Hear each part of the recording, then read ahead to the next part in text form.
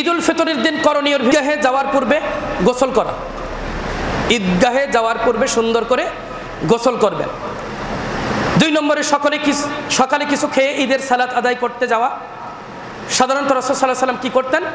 বেজোড় সংখ্যক খেজুর খেয়ে তারপরে তিনি ঈদগাহে আসতেন। 3 নম্বর, পরিষ্কার পরিচ্ছন্ন কাপড় পরিধান করবেন।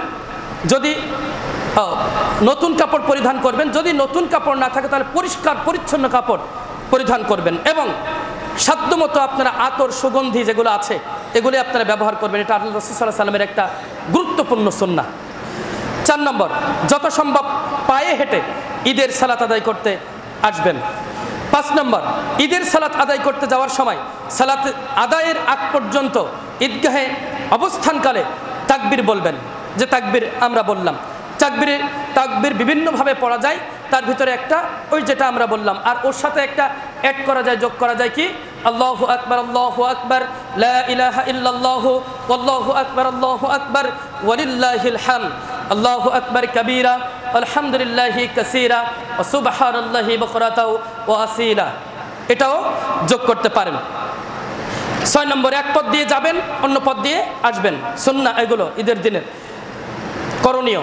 7 নম্বর, যতক্ষণ ইমাম সাহেব না আসবে ততক্ষণ পর্যন্ত তাকবীর বলতে থাকবেন এবং ইমামের জন্য অপেক্ষা করতে থাকবেন।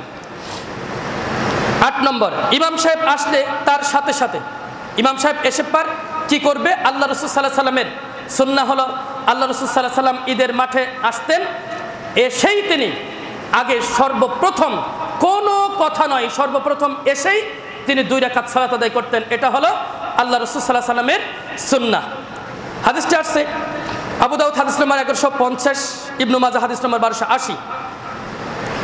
হযরত মা আয়েশা সিদ্দিকা রাদিয়াল্লাহু তাআলা আনহা হাদিসটি বর্ণনা করেছেন। তিনি বলেন, কানা রাসূলুল্লাহ সাল্লাল্লাহু আলাইহি ওয়াসাল্লাম রাসূলুল্লাহ সাল্লাল্লাহু আলাইহি ওয়াসাল্লাম ইউকাব্বিরু ফিল ফিত্রি ওয়াল আযহা, ঈদুল আযহাতে, ঈদুল ফিতর এবং ঈদুল আযহাতে ফিল উলা, প্রথম তাকবীরে সাবআ তাকবীরা, প্রথম তাকবীরে তিনি প্রথম রাকাতে তিনি 7 তাকবীর দিতেন।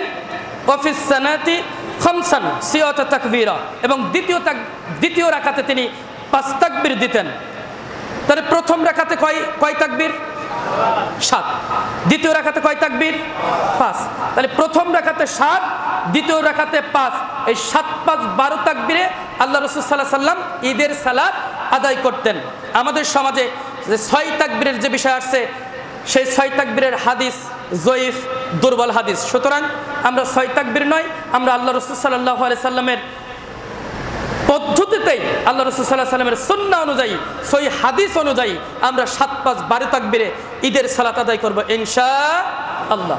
এরপরে ঈদের সালাত আদায় করার পরে যেটা করতে হবে সেটা হলো ইমামের খুতবা মনোযোগ সহকারে শ্রবণ করা। 9 নম্বরে মনোযোগ সহকারে ইমামের খুতবা শ্রবণ করা। সেখানে থাকবে মুসল্লিদের প্রতি আদেশ, নির্দেশ, নিষেধ, দোয়া। সেখানে থাকবে আল্লাহ রাসূল সাল্লাল্লাহু আলাইহি ওয়াসাল্লামের খুতবায় যেটা থাকতেন, আদেশ থাকতেন, নির্দেশ থাকতেন, কি থাকতেন? নিষেধ থাকতেন, আর কি থাকতেন? দোয়া থাকতেন। এই 4টা বিষয় আসছে হাদিসের ভিতরে। এই 4টা বিষয় আল্লাহ রাসূল সাল্লাল্লাহু আলাইহি ওয়াসাল্লামের খুতবায় থাকতো এবং পরবর্তীতে আল্লাহ রাসূল সাল্লাল্লাহু আলাইহি ওয়াসাল্লামের পরে যারা ইমামগণ তাদের খুতবাতেও এটা থাকতো। 10 নম্বর হচ্ছে সমস্ত পুরুষ নারী ইমামের দুয়ায় অংশগ্রহণ করবে, সমস্ত পুরুষ এবং নারী। সমস্ত পুরুষ এবং নারী এভাবে করে কেন নিয়ে আসছেন? কারণ এটা এমন একটি জামাত মুসলমানদের, ডেকে দেন ভাই, ডেকে দেন। এটা মুসলমানদের এমন একটি জামাত যেই জামাতে নারী পুরুষ, ধনী গরিব, ছোট বড়, নারী পুরুষ, ধনী গরিব, ছোট বড়, এমনকি অপবিত্র মহিলারাও এই জামাতে অংশগ্রহণ করবে। তারা সালাত আদায় করবে না, কিন্তু তারা ওই খুতবা শ্রবণ করবে এবং রাসূল সাল্লাল্লাহু আলাইহি ওয়াসাল্লামের যে ইমামদের যে ওই দোয়া আছে এই দোয়াই তারা শামিল হবে। বুঝতে পারছেন কিনা? তাহলে এটা এমন একটি জামাত যেখানে সবাই আসবে, আসতে বাধ্য। কারণ আল্লাহ রাসূল সাল্লাল্লাহু আলাইহি ওয়াসাল্লাম সবাইকে নিয়ে, এমনকি ঋতুবর্তী মহিলাদেরকে নিয়ে ঈদগাহের মাঠে আসতে বলেছেন।